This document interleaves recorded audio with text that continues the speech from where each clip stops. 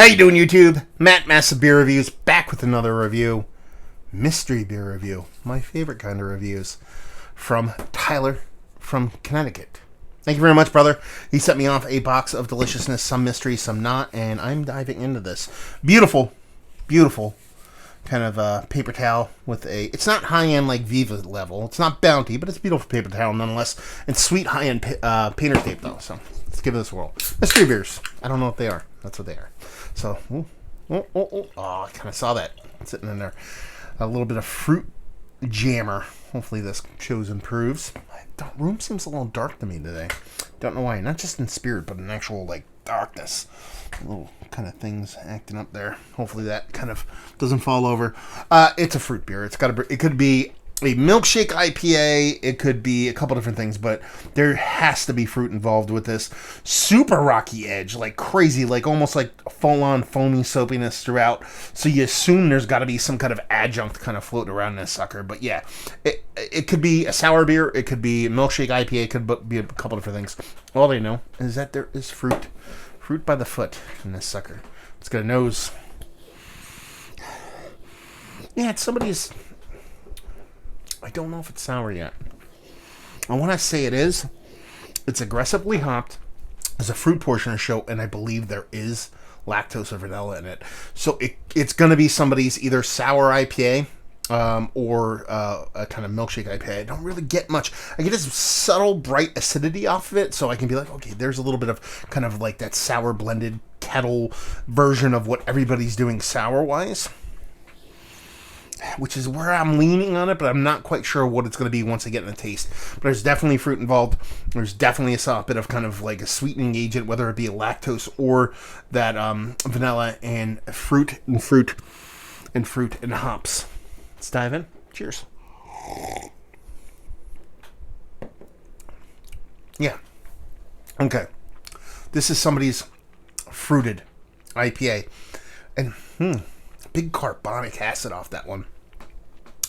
It's not sour. If they call it sour IPA, there's something wrong with them. And I take that lactose back. I believe there might be a little bit of soft vanilla on this. What kind of fruit? I couldn't even tell you because this carbonic acid is so vibrant. It's so bittering. Just by itself, because I believe there's a bittering component, a big pop of bitterness from the hops itself. But that carbonic acid is just drilling down, pushing down all flavor on it. So there's fruit there. Venture a guess, peaches and raspberry. I know that's not a combination you see a lot in beers, but I'm getting like stone fruit vibes, and I'm getting like berry vibes off of it. Big, huge carbonic acid thing going on.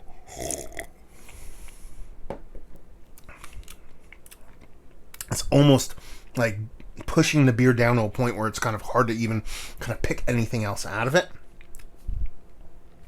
And then aggressively hopped. But again, it's there. You can get the bitterness from the hops. You get a soft kind of citrus rindy vibe off it. And again, carbonic acid is kind of keeping all that in check. And again, the sweetness, not as big as it should be or not as big as you'd expect. Again, I think that's a carbonation, carbonic acid thing. So what is it? Not a big fan of the beer.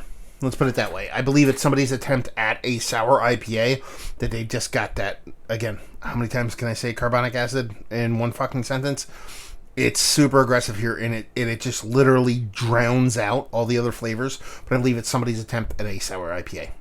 I believe there's a touch of vanilla in there because I am getting some sweetness fighting through there, but I don't think it's a lactose thing. But I think it's somebody's kind of, fruited not milkshake, but fruited IPA with like vanilla involved. If you told me this is a sour, I'm not going to be too angry at it, but at the same time, I can't really tell all that much. If it's sour, it's so lightly sour, it's not even funny. Yeah. So an aggressively hopped 6.7% fruited IPA with vanilla. That's all I got. That's all I can. Not a fan of the beer. Let's put it this way. If I would hope in my hopes that if I had this blind, or I had this kind of not blind because I am drinking it blind, but if I had it like straight up, I would not be a fan of this. It's just a little bit too harsh, especially in that carbonation point. So, yeah. Let's see what we got here.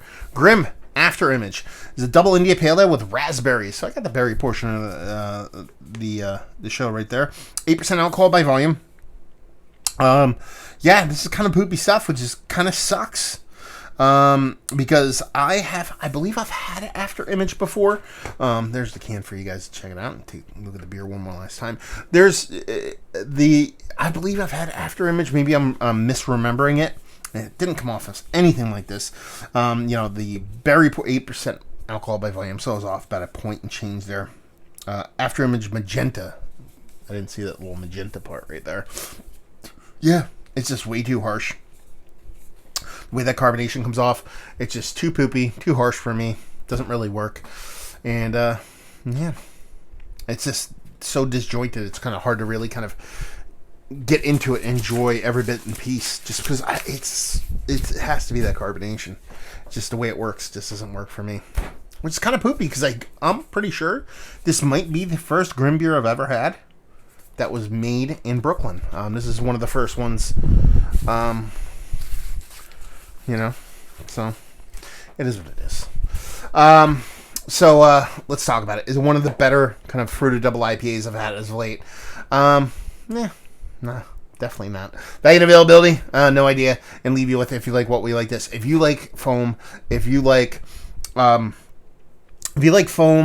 and you like Dancing Gnome, they tend to have that carbonic acid thing. I'm not necessarily saying if you like that, but if that kind of flavor profile doesn't really offend you all that much or doesn't really turn you off, then this might be up your alley. But as far as the fruit goes, that's probably the best portion of the show. It is fruit forward enough to where I can kind of get it through the beer itself. But as far as a double IPA, it was kind of hard to just even get through, to the point where I don't think this is really going to be drank all that much. So take that for what it's worth. There you go. Another mystery beer in the books. Hopefully you guys enjoyed it. Down there if you want to talk about it. Massive Beers if you want to check me out doing the social media stuff. Beer Massive if you want to check me out doing the whole podcasting thing. And hopefully you guys enjoyed the review. Hopefully you're enjoying a nice little chugger right now. Maybe one a little bit better than this one. And if you want to check out some more mystery beers, have at it. If you want to contribute, massivebeers@gmail.com. And hopefully see you next time. Cheers.